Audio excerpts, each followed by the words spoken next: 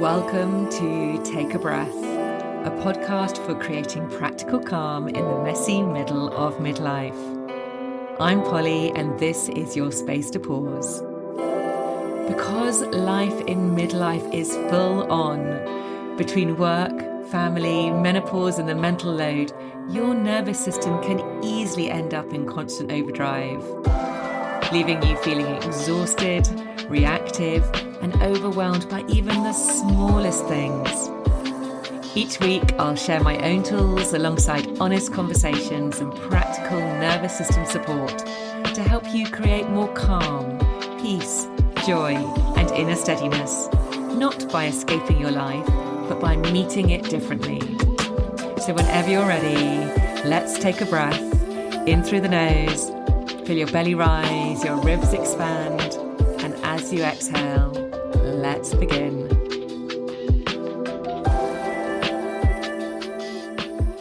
Hello, and welcome back to Take a Breath.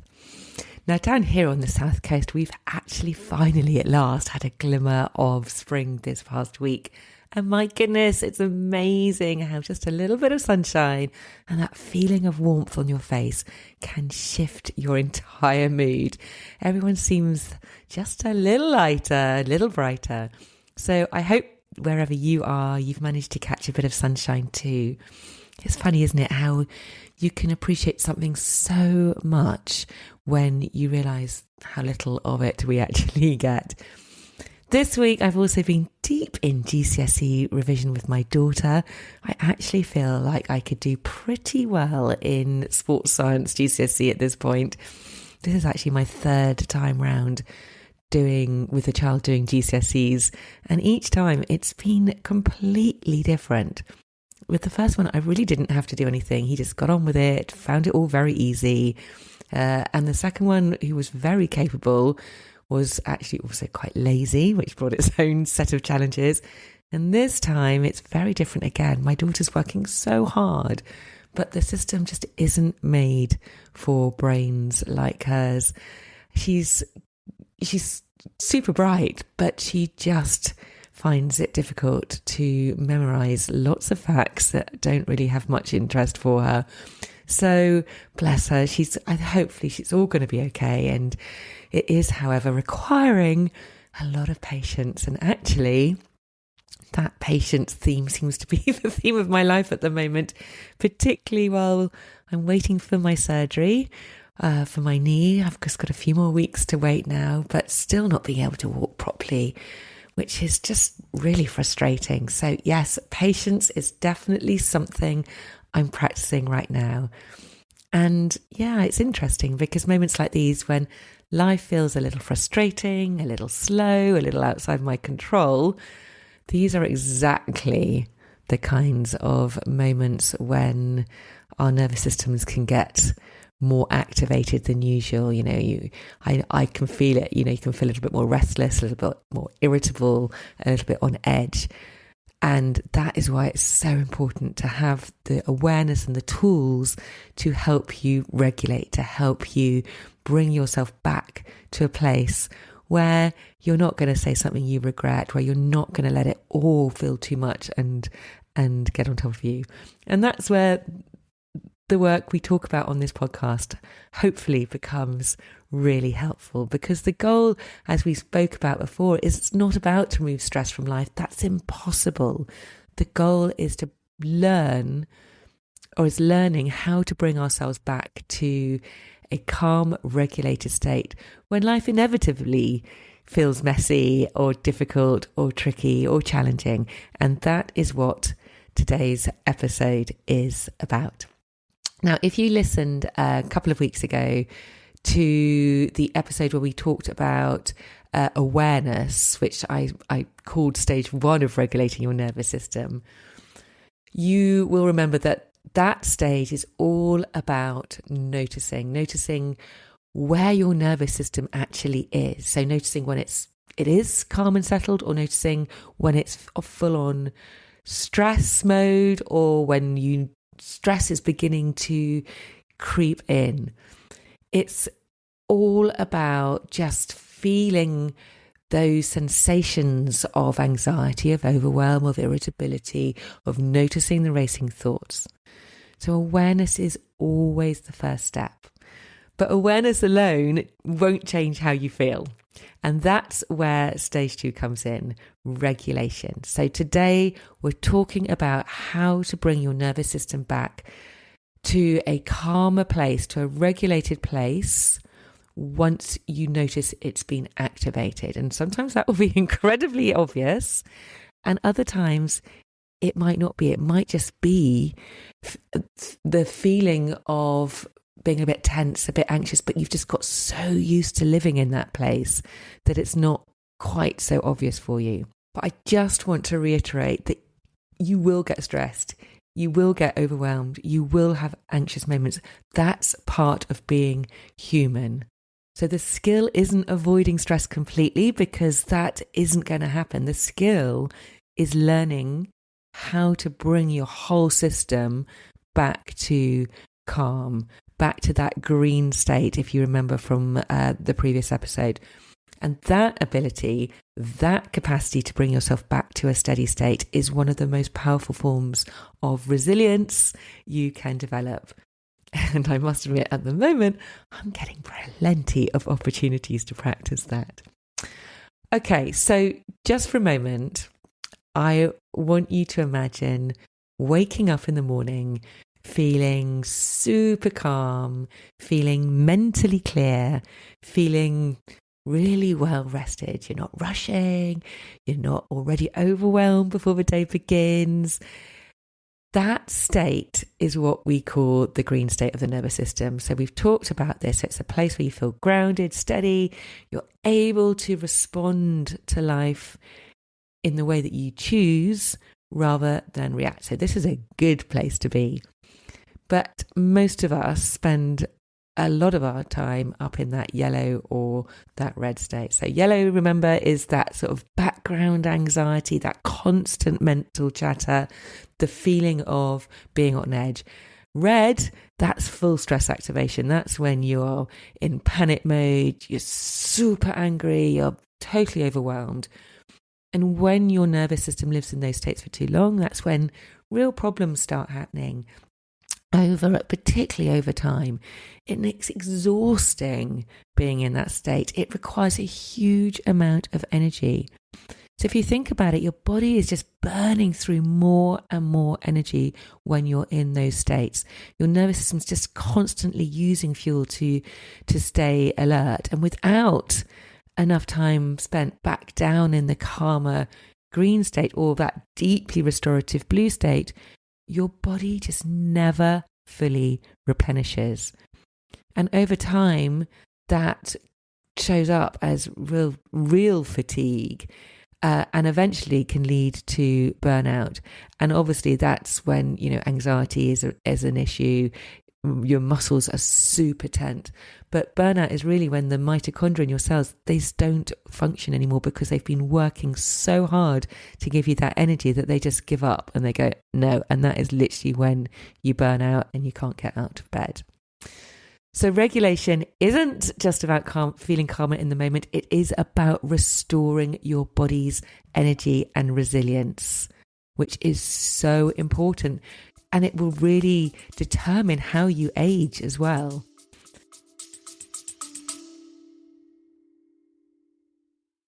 I will only ever recommend brands that I know, love and use myself. And one of those is Ancient and Brave. Honestly, they've become part of my daily habits. The very first thing I do every morning is pour myself a big glass of water with their True Hydration in it. It feels like such a simple ritual, but it really sets me up for the day. And I know I'm properly rehydrating with their blend of electrolytes and minerals, especially before I exercise, which I always do in the morning. Then later on, when I make my coffee, I stir in their True Collagen powder into the coffee. Now, it blends in straight away, no fuss, there's no taste, and collagen is something we naturally lose as we age, but it's so important for our skin, joints, and overall vitality. Now, I'll be honest, Ancient and Brave may cost a little more than some of the tubs you'll spot on supermarket shelves, But the difference is you're getting the highest quality ingredients, sourced with integrity and tested to a higher standard, and absolutely no nasties added. That's why I trust them and why I think they're worth every penny. And because I want you to be able to try them out for yourself, I've got a special offer for you. As a listener of this podcast, you can get 20% off your very first order. All you need to do is click the link in the show notes and pop in the code POLLYW20 at checkout. They've got more than just collagen and hydration too. They've got creatine, they've got blends, supplements. So it's a perfect chance to explore their range and make the most of that 20% off. Now, if you're anything like me, over time, you've probably tried to logic your way out of stress, try to think your way out of stress, because we can use logical thought processes to make things feel more controllable and feel easier. And it just feels like the most logical thing to do, right? Okay, I'm going to think about solutions. How can I sort this problem out? And sometimes that can really help. But this is actually one of the biggest misconceptions around emotions. Many of us have been taught that if we want to feel better, we should simply change our thoughts. We think more positively, we reframe the situation, we're going to talk ourselves out of the anxiety. And as I said, that sometimes can be really helpful. However, now we have modern neuroscience, and that tells us something really super important, that our emotions, they're not just happening in our mind. In fact, they are happening more in our body. They are constructed through an ongoing conversation between your brain and your body. So your physical sensations, your breathing, your heart rate, your muscle tension, they are all part of how your emotions are created. And when we look at something called the vagus nerve, so this is one of the major communication pathways between your brain and your body. And when you look at that, there's around 80% of the nerve fibers, which they carry information from the body up to the brain. So it's like this wandering nerve, which goes all the way from the body, all the way up to your brain. And 80% of the information comes from the body, and only 20% carry signals from the brain down to the body. So your brain isn't just sending instructions to your body is constantly sending information back to your brain. And your brain then uses that information to help decide what's happening and how you should feel. So this is where something called interoception comes in. So I use interoception in pretty much every single breathwork session that I guide.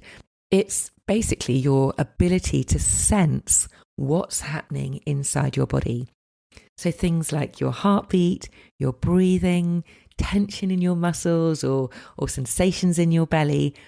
That's what interoception is, but it's more actually than just about sensing. It's also about prediction. So your brain is constantly making predictions about what's happening in your body and what might happen next. So it takes signals from your body, it combines them with your past experiences and the situation that you're currently in, and then it makes its best guess about what emotion or what response is needed. So let me give you an example. So imagine you're about to speak up in a meeting or at work, or maybe you're going to give a presentation. So before that, you just might notice your heart's feeling, this is me, you might notice your heart's beating a little faster. Perhaps your breathing becomes just a little bit shallower. There's a flutter in your belly. Those physical sensations are just signals from your body, but your brain immediately starts interpreting them. So if you've had positive experiences speaking in front of people before, your brain will probably predict, okay, this is all right. This is just excitement. You might feel energized, you're feeling ready. Maybe you've got that little buzz of anticipation. However, if you've had a really bad experience before speaking in front of people, maybe you felt really judged, criticized, you feel like you've made a fool of yourself and you're feeling super self-conscious, your brain might interpret those exact same body sensations as fear, as anxiety. So it's the same body signals, but a different emotional experience. Because your brain is using body sensations along with your past experiences to construct an emotion in the moment. So if your body is in a stress response, if you're breathing shallow, your heart's racing, your muscles are tight, it becomes really difficult for your brain to interpret that state as calm. So this is why trying to think your way out of overwhelm or out of anxiety, for example, often doesn't work. You might be telling yourself everything is fine, but your body is still sending those signals of stress, of fear. Your nervous system will keep responding as if something is wrong. So the point of me telling you this is to help you understand that the body needs to feel safe first. It's all got to be felt in the body. And that's why nervous system regulation starts with body-based practices. Because when you change the signals coming from the body, you change the information the brain is receiving. And that can begin to really shift your emotional state far more effectively than trying to think and reason your way out of it. So one way to understand regulation is through different, I kind of call them portals. Think of them as different doorways into your nervous system. So there are different ways that you can influence how your body feels, which then influences how your mind feels. So we're going to talk about some of these portals today. So we're going to talk about breath, we're going to talk about muscles, we're going to talk about touch, movement, and internal body awareness. Each one gives you a direct route back to a calmer state. And the more often that you practice them, the easier it becomes for your nervous system to shift back to a calmer state automatically. So we're going to explore some of these today. So let's start obviously with the breath, because that is my preferred option always. So your breath is one of the fastest ways to influence your nervous system, because breath and breathing, it's totally unique. It happens automatically. So your body is doing it for you all day long without you thinking about it. But unlike most other automatic processes in the body, you can also consciously change it. You can slow it down, you can deepen it, you can lengthen the breath, which makes it a powerful bridge between the conscious and unconscious parts of your nervous system. So in other words, it just gives you a way to directly influence how your body feels. How cool is that? So when you're stressed or you're anxious, your breathing naturally changes. So if you've listened to this podcast for a while, you will know this. So it becomes faster, it becomes shallower, it will probably become higher up in your chest. And those breathing patterns send signals back to the brain that reinforce the stress response. But when you consciously slow and soften the breath, the opposite happens. Your body begins to receive signals that you're safe, and your heart rate begins to slow down, your muscles will soften, and your nervous system begins to move back towards a calmer state. So one particularly powerful technique I'm going to share with you today is something called the physiological sigh. So this has been researched massively at Stanford University in the States. It's super simple. And it can really help to bring you back into that calmer state. So all you do is you take 2 short inhales through the nose. The first inhale fills up your lungs. So it's almost like you're full. And then you take a second little sip of air. So you're kind of almost like 110% full. And that sip of air really helps to fully expand the tiny air sacs in your lungs. And then you take 1 long, slow exhale through the mouth. So the inhales are through the nose, and then the exhale is through your mouth. And that extended exhale signals real, true safety to your nervous system. It slows down the heart rate and helps the body move out of the stress response. Extended exhales show and signal so clearly to your nervous system, I am safe, I am okay.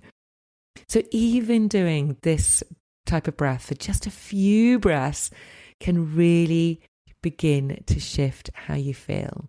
So give it a go. When you're feeling really super tense, just take 2 in-breaths in with your nose and a long, slow out-breath through your mouth, and just notice, how does it make you feel? Do try 3 of those, and I promise you'll feel a little bit calmer. If you want to be guided through this breath, and I've also got 4 other breaths actually in this offer, you can download the Rapid Calm Toolkit for £17. If you go to my website, to the resource section, you will find it there. And I literally am like Polly in your pocket. You can just press go and I will guide you through 5 different breath techniques, including this one, which will really help you to shift into a calmer state. If it's there, if you want it. But regulation isn't about just doing specific techniques when you're stressed. It's a tool, it's helpful, but actually your everyday breathing patterns really matter as well. So healthy, supportive breathing really needs to be in and out through your nose. It needs to be gentle and quiet. We should not hear ourselves breathing. It's not forced. It's not really loud. It's gentle and quiet. It's slow. So we're looking to breathe between 8 to 16 breaths per minute. We want it to be expansive. So we want to feel the belly rise and the lower ribs gently expand.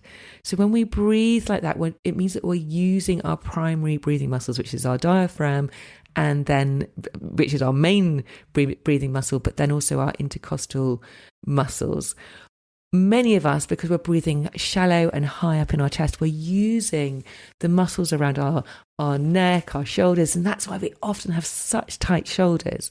So we need to get that breath right down low so that we're really using our diaphragm as well as we can, and the lower ribs. And when you breathe in this way, the nervous system it knows that it's safe. The body can function more efficiently. So it's just calm, steady breathing, which is what we are looking about. And this is important because nervous system regulation isn't just something you do during a 5-minute breathing exercise. It's how you breathe for the other 23 hours and 55 minutes of the day. So small shifts in your breathing, in your everyday breathing patterns, really do have a huge impact on how your nervous system functions over time. So if you're keen to find out how you are currently breathing right now, and if your breathing might actually be triggering your state to stay up in a more higher arousal state, take my free breath checkup. It's totally free. I walk you through 3 simple assessments, which will then kind of give you an idea of where you are at. And then if you want to take it to the next step, if you find that actually you could really do with some tweaking of how you're breathing, and it's a practice, by the way, so it does need sort of 5-10 minutes most days to practice, because over time your breathing will change. How you breathe is actually a behavior. You can go and get my Breathe Better Basics mini course. It's only 45 minutes to watch all the videos. I talk you through it. I'll guide you through really good breathing techniques.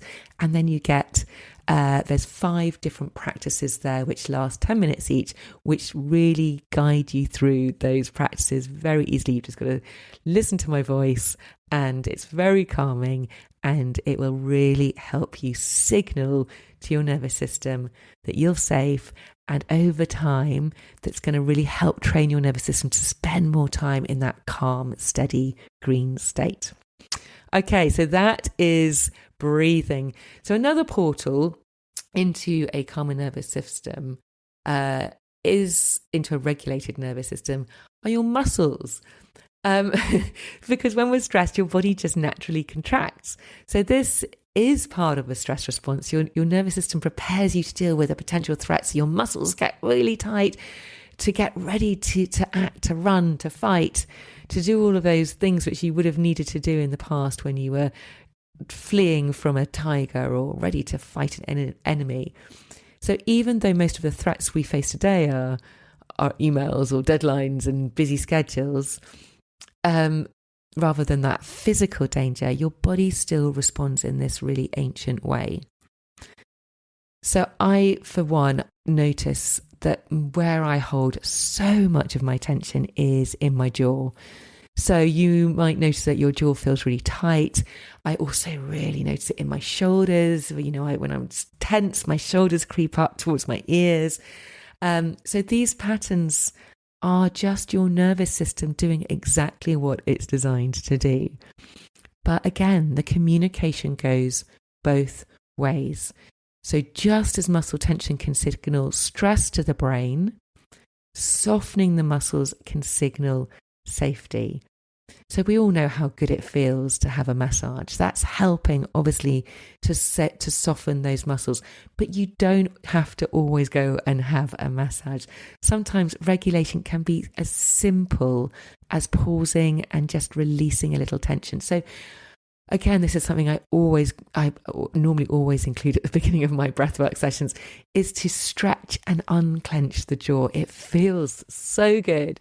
So you just simply open up the jaw as wide as you can, give it a stretch, and then just let it soften. Let the tongue sit on the roof of your mouth. Just let your jaws be slightly apart. It can really just send a signal to your nervous system. Okay, I can relax now.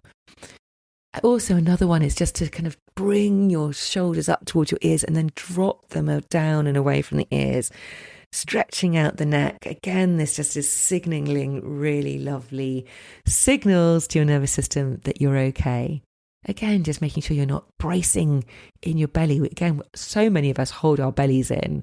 So it's just these tiny shifts sending messages to your nervous system that the threat has passed and the body can begin to stand down. Another portal is touch and sound. Now, touch is one of those really most ancient ways us humans regulate our nervous systems. Long before we had language or complex reasoning skills, our nervous systems learned about safety through physical connection. So that might have been a hug, it might have been a hand on your arm or a reassuring squeeze. You know, we all feel so good, well, most of us, if you have a bit of physical contact. And these small moments, they send really powerful signals to your nervous system that, again, you're not alone, you're supported, and that you're safe. So when we experience these sort of touch, these safe, caring touches, the body just releases, it lets go a little bit, and it lets go actually of some calming chemicals, and it really begins to shift out of that stress response and back towards regulation. And what's really interesting is that you don't always actually need another person to benefit from this. You can touch yourself and it can have a really similar effect to someone else touching you. So again, just simple gestures like placing a hand on your heart or a hand on your belly or holding your arms gently. So if you cross over your arms and you hold onto your arms and gently massage from your shoulders down to your elbows, that sends really powerful signals to your nervous system, again, that you're safe, that you're okay. And you might notice that you might do this naturally anyway without realizing it. And it is a really good way to calm yourself down. They're often very instinctive ways that the body tries to comfort itself. So give it a go. See how that makes you feel. I also just want to mention sound, because certain sounds and vibrations stimulate, remember that vagus nerve I was talking about, which runs from the body up to the brain. Well, certain sounds and vibrations stimulate our vagus nerve, and that then helps us move into the parasympathetic branch of our nervous system, which is the one which is responsible for rest, repair, for calm. So one of the simplest ways to do this is through humming. So when you hum, the vibration travels from your throat and your chest and your face, and it gently stimulates that vagus nerve. So a lot of people just hum naturally, and that's just because they're trying to soothe themselves. So sometimes regulation can be simple as a hand on the heart, or a gentle breath and a quiet hum. So these are all small signals of safety that remind your nervous system to relax. The next one I'm going to talk about is just a little bit like the one we talked about earlier, interoception. It's about learning to listen to the signals of your body. So it's about paying attention to those internal signals. And when you do that, you notice the early signs of activation. So maybe you realize your breathing's become a little faster or a little shallow. Maybe you realize that your shoulders have crept up towards your ears, or your jaw is feeling super tense, or your heart rate's picking up. These small signals are all your nervous system's way of saying something's changing here. And the earlier you notice those signals, the easier it is to start to respond. Because when we don't notice these early signals, that is when your stress response tends to build, and that's when your breathing will become more shallow, your tension's going to increase, and your nervous system is going to just move much quicker up that alertness ladder into the yellow, the red zones. What may have started just as a little background stress can really turn up quite quickly if we don't listen to those signals. So it can turn into anxiety, overwhelm, irritability, all of that. And, often I've done this in the past. You just kind of think, God, it came out of nowhere. Where did that come from, that outburst? But usually the body's been sending signals for quite some time. We just didn't notice them. So this is why developing that body awareness is so powerful. Because once you notice those signals, you can intervene so much sooner. So you might pause, you might take a few slow breaths, you might stretch your body, you might step outside for a few minutes. I mean, going outside, getting fresh air, taking a walk, creating a quieter, calmer environment, all of that is going to really help you to calm down and create what we call a feedback loop. Your nervous system begins to learn when things start to feel activated, I know how to respond. So over time, that builds something really important. It builds a sense of agency. So you can start to trust in your own body, and you begin to realize that you're not helpless when you get those feelings of stress.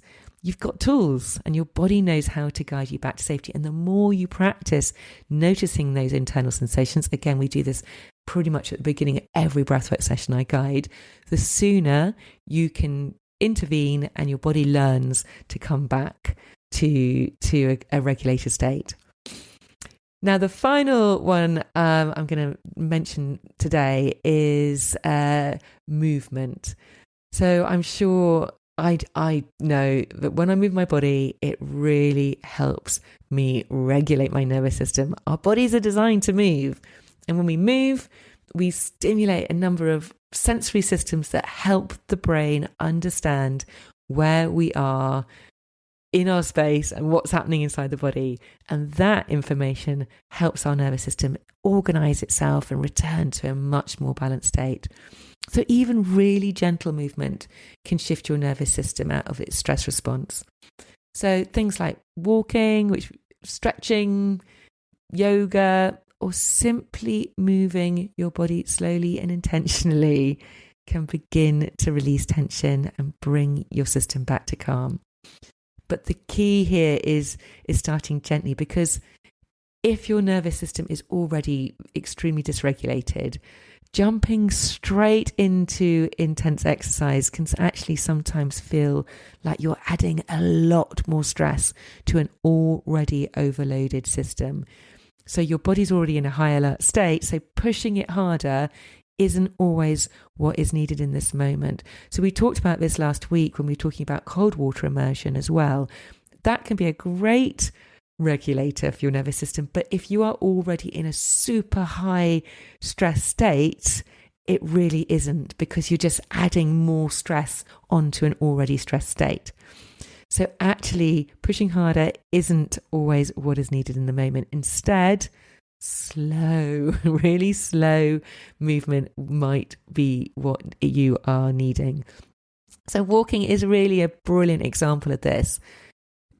It's just the steady rhythm of your steps, that can really just send lovely regulating signals to your nervous system. And walking outside in nature particularly can be so powerful, because you're also receiving all that really great calming sensory input from your environment. So that natural light, the fresh air, the green, the open spaces is going to do you so much good. Stretching is another amazing tool I absolutely love, and something I come back to again and again. And my goodness, with my knee at the moment, I'm still stretching, but I'm not able to stretch in quite the way that I'm used to. And I'm missing it so much, but I'm still managing some stretches. So it doesn't mean that I can't do it. But when we stretch, we lengthen the muscles that have been holding the tension. It really helps improve our circulation, and it really helps create space for our breath to move more freely through the body as well. So just if you're sitting at your desk, you might just gently open up through the chest, through the shoulders. You know how good that feels, a big stretch. Stretching out your arms wide really helps. When we stretch through our hips or our lower back, that can really help after a long day. So just again, it's just those small movements like rolling out the shoulders, turning the head from side to side, or doing a twist. All of them are signaling to your nervous system, okay, I'm safe. And it allows your body just to calm and to just become and feel more easy and less braced, and remembering that you can come down to this calm state. So there we have it today. I hope that there is something useful in here for you to give a go. All of this is easy. You don't have to go and do hours and hours of a practice. They're just little shifts to include in your day, because every time you bring your nervous system back to calm, you're strengthening those neural pathways in your brain. You're teaching your body, I know how to return to safety. And over time, your nervous system will just begin to rely on those pathways automatically, and gradually calm just becomes your default. It becomes easier, and you will no longer get stressed up in those more sort of in that yellow and red state. So breathing, think about slowing down your breath, using the physiological sigh to calm you down, or simply just extending your exhales. Think about loosening your jaw, rolling back your shoulders, stretching out your neck. Think about perhaps humming through your day, giving yourself a hug, placing a hand on your heart, on your belly, and noticing those sensations in your body just by quietening down, taking some time to notice, what do you feel? All of this is really going to help. Have a wonderful rest of the week. Thank you so much for listening. I really do appreciate it. And if you found this useful, do let me know. I always love to hear from you. Take lots of care, lots of love. Bye. Before you go, just to let you know that you'll find a selection of gentle, practical offers at really accessible prices over on my website. They're all designed to support your everyday breathing, to ease anxiety and help you build a more resilient, flexible nervous system so you can feel calmer and bring a little more steadiness into your daily life. Everything I share is designed to meet you where you are and to fit into real busy lives. Just go to pollywarren.com and click on the resource library. If you'd like to stay connected between episodes, you can also find me over on Instagram at Polly Warren Coaching. This is where I share simple reminders and tools and reflections to help you come back to calm throughout the week. And if you're enjoying Take a Breath, it would mean so much if you could take a moment to rate, review and subscribe to the podcast. It really does help this podcast reach more women who might need a little space to breathe too. Thank you so much for being here and for taking this time for yourself. And remember, sometimes all you need to do is take a breath.